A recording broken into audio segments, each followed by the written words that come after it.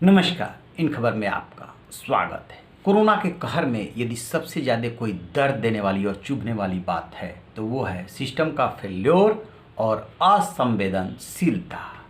संसाधन कम है, वैक्सीन नहीं है, तैयारी अच्छी नहीं थी, इसको भी आदमी स्वीकार कर ले बशर्ते कि अस्पताल, सरकार, सिस्टम संवेदनशील दिखे, संघर्ष करते हुए से दिखे कि लोगों की जान बचाने के लिए वो कुछ कर रहे हैं। लेकिन इस दौर में लापरवाही की एक से बड़ी एक शिकायतें आ रही है, कालाबाजारी ऊपर से। जिस वाक़े का मैं जिक्र कर रहा हूँ वो है मध्य प्रदेश का अशोकनगर जिला। वहाँ पे एक अनिल जैन नामक शख्स युवा जिला अस्पताल में 15 दिन पहले भर्ती होते हैं। उन्हें कोरोना के सिम्टम्स थे। 15 दिन तक इलाज चलता है, लेकिन अंततः अस्पताल के हिसाब से उन्हें बचाया नहीं जा सका और कल यानी गुरुवार को मृत घोषित कर दिया। चूँकि कोरोना के केस में परिवार वालों की ज़्यादा नहीं चलती है, जो अस्पताल कहता है मानना पड़ता है। पीपीई किट पहन करके एम्बुलेंस से अस्पताल के ही कर्मचारी उन्हें शमशान घाट तक ले आते हैं और फिर अंतिम संस्कार कर दिया जाता है। जब चिता पे उनकी बॉडी रखी गई तब आप तस्वीरों में देखेंगे, घर वालों ने देखा कि बॉडी में हलचल हो रही है और फिर जो है वो आवाज़ भी कुछ आई, ओम ओम की।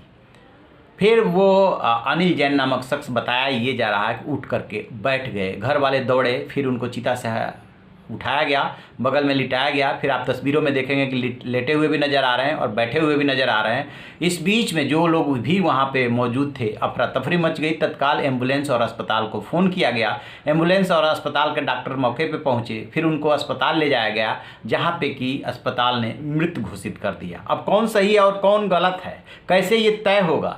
घर वाले और जो वहाँ मौजूद थे वो कह रहे हैं कि बॉडी में हलचल हुई थी और उसके बाद उनको जब वो चिता से हटाया गया तो सहारे से वो उठ के बैठ भी गए थे। और अस्पताल कह रहा है कि नहीं, कोई लापरवाही नहीं हुई, वो तो मर गए थे और फिर से चेक किया गया जिसमें वो मृत ही निकले। लेकिन इतने लोग एक साथ झूठ नहीं बोल सकते।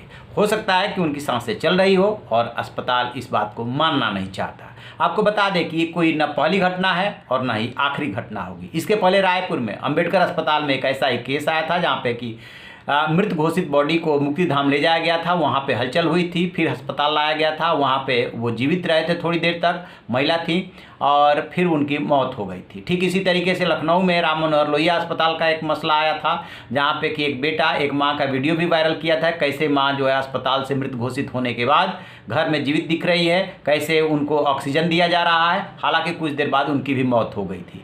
तो ये इस तरह की ये जो अशोकनगर की घटना आ रही है, ये इस केस में भी वही संभावना लग रही है कि जिस समय अस्पताल ने उन्हें मृत घोषित किया, उनकी सांसें चल रही थी, लेकिन मृत घोषित करने में जल्दीबाजी की गई। शमशान घाट तक और चिता तक उनको ले जाया गया, वहाँ पे हलचल हुई, फिर उठा के बिठाया गया और फिर अस्पताल ले जाया गया। इसमें काफ़ी समय लगता है। इस बीच में फिर से जो है अस्पताल ने उन्हें मृत घोषित कर दिया। तीनों केस में यही हुआ था। ज़्यादा देर तक वो जीवित नहीं रह पाए थे। लेकिन एक बात तीनों केस में एक जैसी लग रही है कि जल्दीबाजी में मृत घोषित किया गया, लापरवाही की गई, उनकी सांसें चल रही थी और आप ऐसा नहीं कर सकते। कहा जाता है कि जब तक सांस है तब तक आस है, फिर आप ऐसा क्यों कर रहे हैं? आप जरा सोचिए उन लोगों के बारे में जो किसी के कलेजे के टुकड़े हैं और आप इतनी जल्दीबाजी कर दे रहे हैं उनको मृत घोषित करने में। तो आप रहिए ना बेखबर, देखते रहिए इन खबर। Thank you.